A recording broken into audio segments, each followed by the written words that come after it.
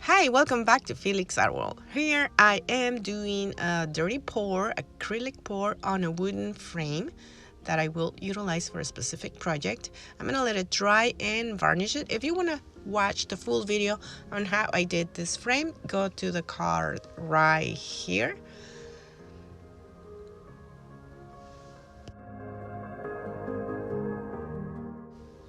So here's the frame already varnished with Liquitex, a varnish, a really high quality varnish. Then I made stencils out of cereal boxes and cut out the figures. The cat was from a separate skin, and then the next part is to paint the background. I created this rectangle and I'm using the same colors, so I'm going to use this dirty white and black to create like two different tones of gray.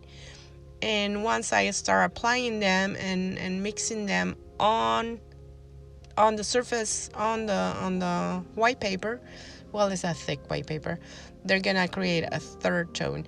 And then I did a copper line, waited for it to dry and pull the tape off. Now it's ready for a horizon line.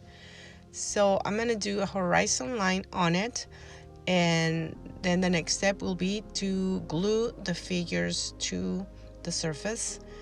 I brushed the paint on the back of the skins and then put a book on top of it, let it sit there for a couple of hours, and then it was ready to be framed. I didn't varnish the piece on itself because it's going to be covered with glass. If I were to exhibit this without glass, then yes, I would have varnished it. So this is the end result. Voila! Well, thank you for watching. If you like, give it a like, subscribe, and follow. Thank you. Bye-bye.